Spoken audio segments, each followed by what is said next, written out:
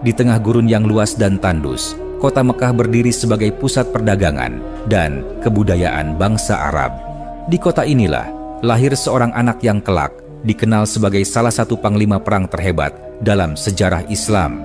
Anak itu adalah Khalid bin Walid, putra dari Walid bin Mughirah, seorang bangsawan Quraisy yang sangat dihormati. Sejak kecil, Khalid tumbuh dalam lingkungan yang menanamkan keberanian pada dirinya, keteguhan, dan juga kemahiran dalam bertempur. Ayahnya, yang dikenal sebagai salah satu pemuka Quraisy, terus memastikan bahwa Khalid mendapatkan pendidikan terbaik dalam seni perang, strategi, serta penguasaan kuda dan pedang. Ketika muda, Khalid dikenal memiliki fisik yang sangat kuat dan pemberani. Ia menghabiskan waktunya berlatih memanah, berkuda, dan bertarung dengan pedang.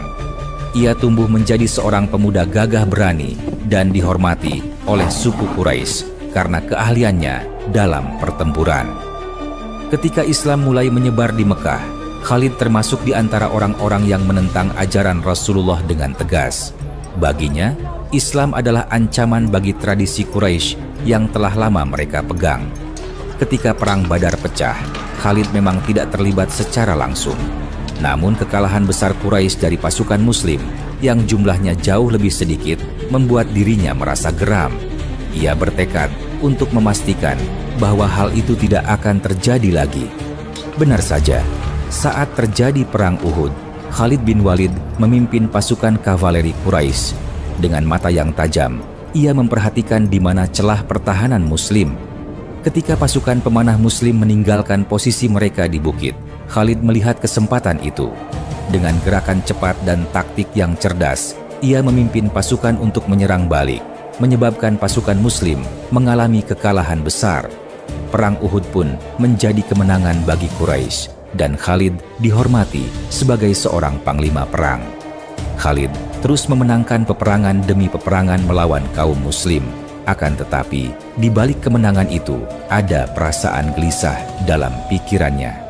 Ia mulai memperhatikan bahwa meskipun mengalami kekalahan, Rasulullah dan pengikutnya tidak pernah menyerah. Islam justru semakin berkembang dan kaum Muslim menunjukkan keberanian serta keteguhan yang luar biasa. Khalid menyaksikan bagaimana kaum Muslim tetap teguh dalam keyakinan, walaupun mereka mengalami kekalahan demi kekalahan. Dalam hatinya bertanya-tanya, apa yang membuat mereka begitu kuat? Karena itulah, Khalid secara diam-diam memperhatikan perkembangan Islam dari kejauhan. Ketika perjanjian Hudaibiyah ditandatangani antara kaum Muslim dan Quraisy, Khalid mulai melihat bahwa Islam bukan hanya sekedar agama, tetapi juga sebuah kekuatan yang mengubah hati manusia serta menyatukan orang-orang dengan prinsip keteguhan. Walid bin Walid, saudaranya yang telah memeluk Islam, menuliskan surat kepadanya untuk merenungkan arti kebenaran sejati. Surat itu menyentuh hatinya, tetapi ia masih ragu dan hatinya penuh pertanyaan. Titik balik dalam hidupnya terjadi saat Fathu Makkah semakin dekat. Khalid menyadari bahwa kaum Quraisy tak akan mampu lagi membendung gelombang Islam. Dalam keheningan malam, di tengah rasa bimbangnya, Khalid akhirnya memutuskan untuk meninggalkan Mekah menuju Madinah. Bersama Amr bin Ash dan Utsman bin Talha, ia menempuh perjalanan yang penuh dengan pertimbangan serta rasa sesal atas apa yang telah dilakukannya di masa lalu saat melawan Islam. Setibanya di Madinah, Khalid justru disambut dengan penuh kehangatan oleh kaum Muslim. Wajahnya terlihat heran dengan sambutan hangat itu, padahal ia adalah panglima yang selama ini memusuhi pasukan Muslim. Saat bertemu dengan Rasulullah, Khalid menundukkan kepala.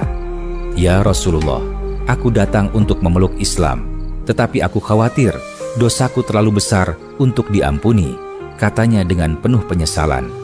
Rasulullah tersenyum dan berkata lembut, "Wahai Khalid, sesungguhnya Islam menghapus semua dosa yang telah lalu. Allah Maha Pengampun dan Maha Penyayang." Dengan perasaan lega dan hati yang tulus, Khalid mengucapkan syahadat di hadapan Rasulullah. Sejak saat itulah, Khalid bukan lagi musuh Islam, tetapi menjadi salah satu pembela utama Islam. Khalid bertekad untuk menggunakan keahliannya membela Islam. Kesempatan itu datang dalam Perang Mu'tah, di mana pasukan Muslim berjumlah 3.000 orang harus menghadapi 200.000 pasukan Romawi dan sekutunya.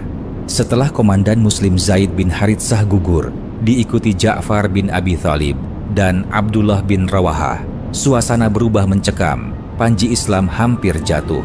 Dalam situasi genting itu, pasukan Muslim menunjuk Khalid untuk memimpin pasukan. Ia maju di posisi terdepan dan berteriak, "Jangan mundur, berjuanglah demi Allah dan Rasul-Nya." Seorang prajurit bertanya, "Wahai Panglima, bagaimana kita bisa menang melawan musuh sebanyak ini?" Khalid menatapnya dengan tajam.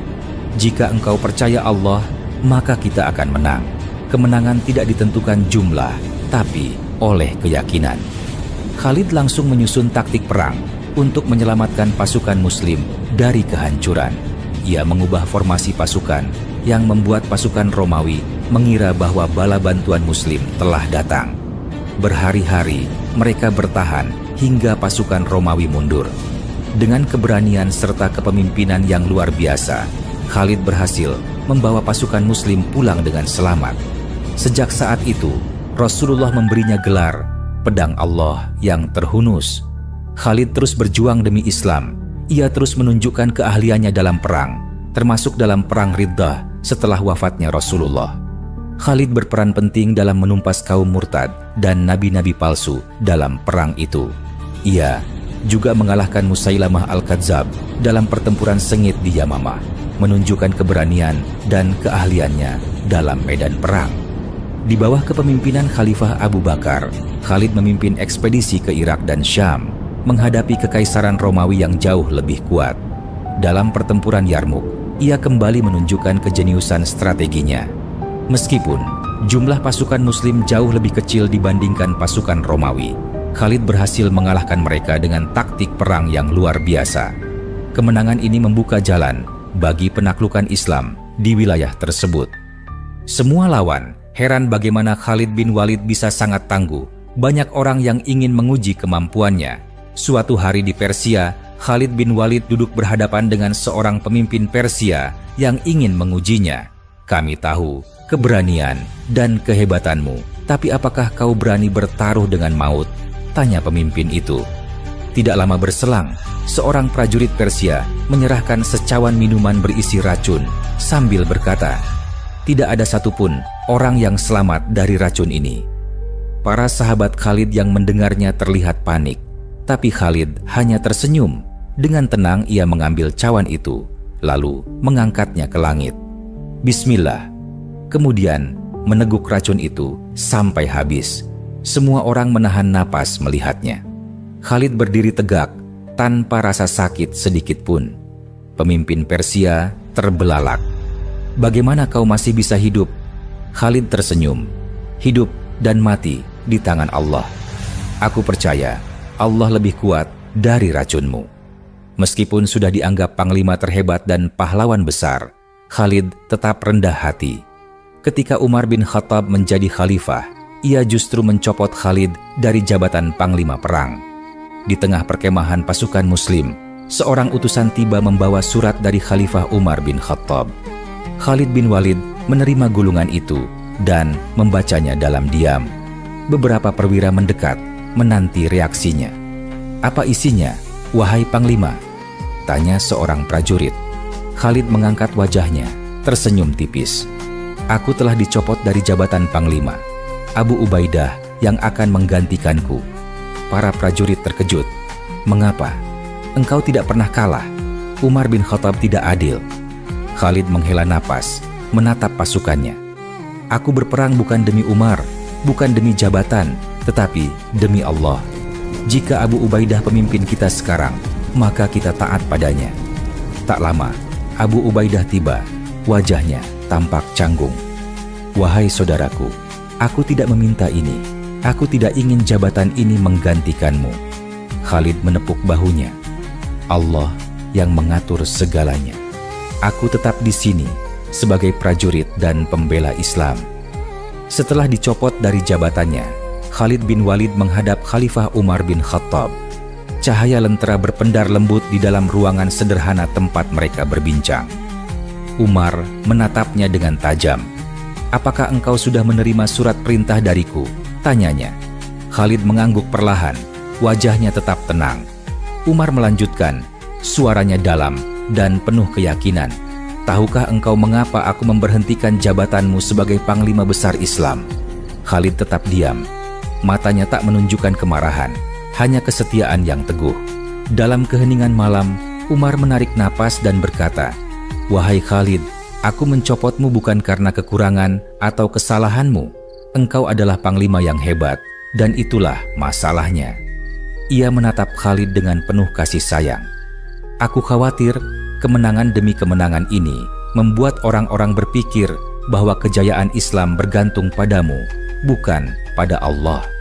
Aku tidak ingin mereka mengagungkanmu hingga melupakan siapa yang sebenarnya memberi pertolongan. Aku melakukan ini bukan untuk merendahkanmu, tetapi untuk menyelamatkanmu, wahai saudaraku." Di malam itu, dua sahabat besar berbicara dalam ketulusan, tanpa dendam, tanpa amarah, hanya demi kejayaan Islam. Setelah tidak lagi menjadi panglima, Khalid tetap setia, berada di barisan depan dalam setiap pertempuran. Ia bertarung dengan keberanian yang sama, seperti saat masih menjadi panglima. Pasukan Romawi yang menghadapi Muslim tetap gentar melihat kehadiran Khalid di medan perang, meskipun ia tidak lagi memegang komando pasukan. Bahkan Abu Ubaidah bin Jarrah, panglima baru yang menggantikannya, tetap menghormati Khalid dan sering meminta pendapatnya dalam strategi perang. Baginya, Khalid tetap seorang ahli strategi terbaik yang dimiliki umat Islam. Di akhir hayatnya, Khalid bin Walid berbaring di tempat tidur dengan tubuh penuh bekas luka perang. Dengan suara lemah, ia berkata, "Aku telah berjuang dalam 100 pertempuran dan memenangkan semuanya. Tetapi lihatlah, aku mati di atas ranjang seperti orang biasa. Tidak ada 1 inci pun dari tubuhku yang tidak terkena luka akibat pedang, tombak, atau panah. Aku selalu berharap syahid di medan perang. Namun, beginilah takdir Allah." Khalid wafat dalam kesederhanaan, tanpa harta yang berlimpah, meskipun pernah memimpin ribuan pasukan dan meraih kemenangan besar. Ia meninggalkan dunia sebagai seorang prajurit yang setia, bukan hanya kepada pemimpin manusia, tetapi kepada Islam dan Allah. Khalid menutup matanya dengan senyuman, meninggalkan dunia dengan nama yang abadi dalam sejarah Islam sebagai pedang Allah yang tidak terkalahkan.